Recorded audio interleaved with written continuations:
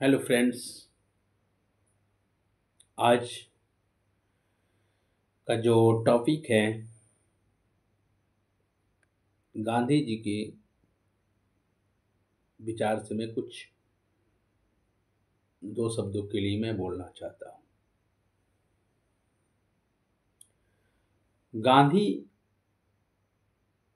व्यक्ति नहीं है, एक चेतना का नाम है। उसी पर मैं आपको कुछ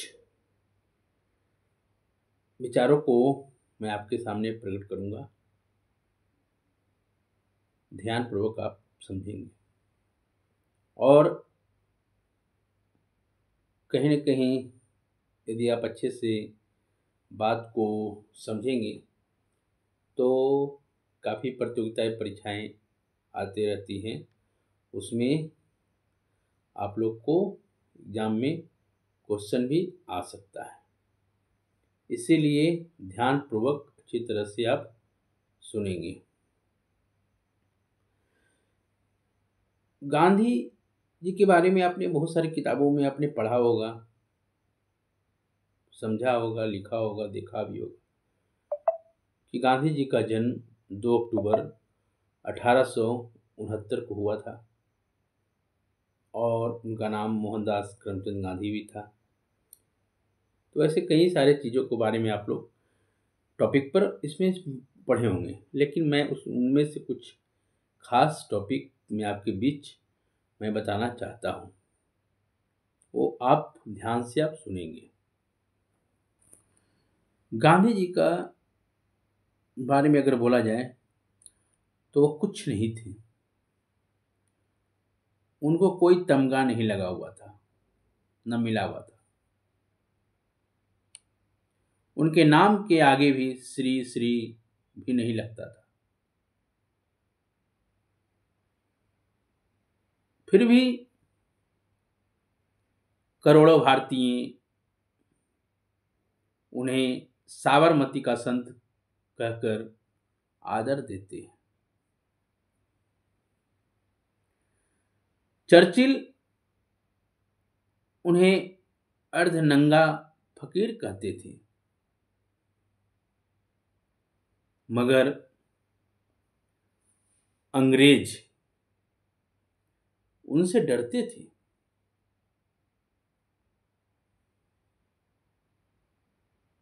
कल ही उनका पुण्यतिथि भी था। 30 जनवरी 1948 को उनका देहांत हुआ था।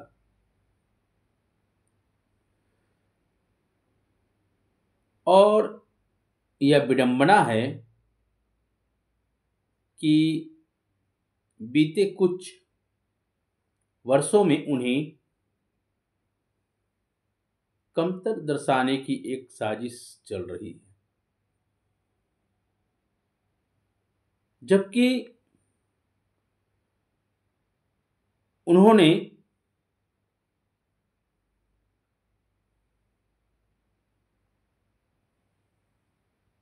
अपने जीवन के बेशकीमती कीमती 40 साल इस देश की आज़ादी के लिए खर्च किए। कितने साल आज़ादी के लिए खर्च किए थे? 40 साल। इसलिए जब कुछ लोगों द्वारा कहा जाता है कि उनकी प्रासंगिकता अब नहीं रही, तो उनकी नादानी पर हमें हंसी आती है, हंसी आ जाती है। टैगोर, रविंद्रनाथ टैगोर, नाम सुने होंगे आप लोग। वह महात्मा जो अपने आखिरी दिनों में इस दुनिया में व्याप्त का हिस्सा से निराश बदहवास और अकेला था। मौत के बाद पूरी दुनिया का महात्मा हो गया। जब देश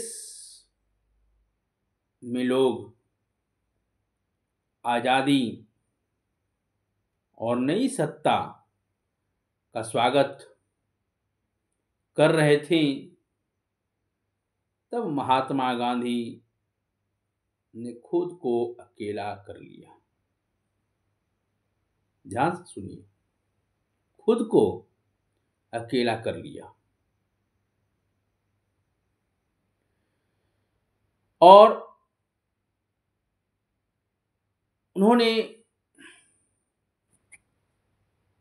नोआखली से दिल्ली तक भाग भाग कर मनुष्यता को बचा लिया।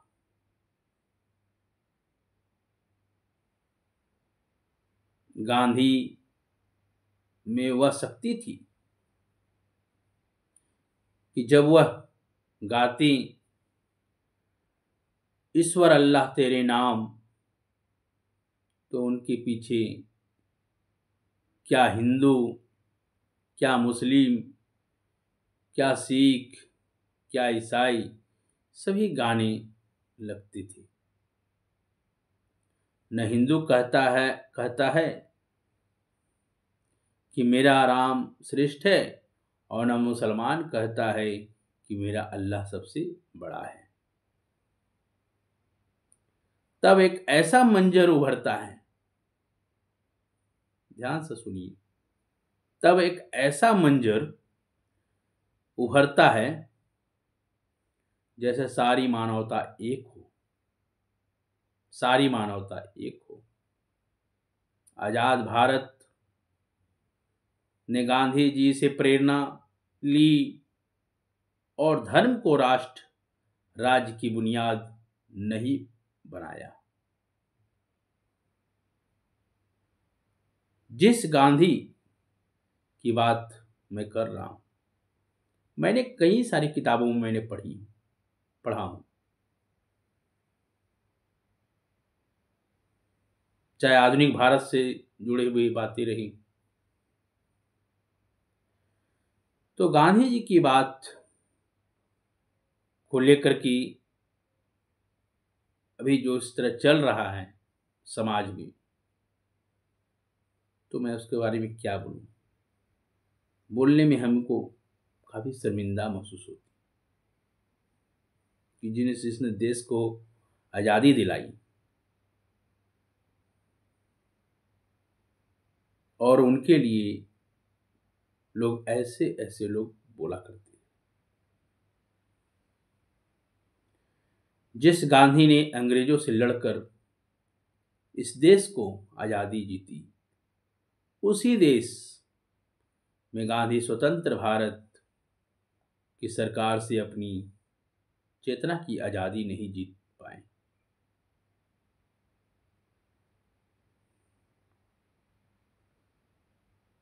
इस देश में उनकी लाठी तोड़ दी जाती है, कभी चश्मे, कभी उनकी मूर्तियां, गांधी जी की हत्या पर मिठाइयां बांटने वाले लोग दुनिया में कहीं भी चले जाएं, वहां महात्मा गांधी उन्हें पहले से मौजूद मिलेंगे। जो गांधी जी के मूल्यों पर, उनके महान व्यक्तित्व पर हमला करते रहते हैं, वे एक दिन फिर से हारेंगे। मुझे पूर्ण विश्वास है, फिर से हारेंगे।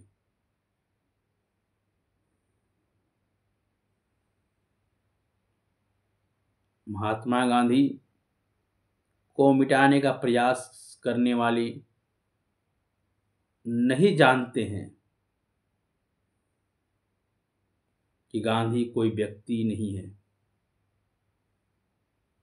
गांधी कोई व्यक्ति नहीं है, बल्कि एक चेतना का नाम है। और हम उनसे हर दिन सीखते हैं।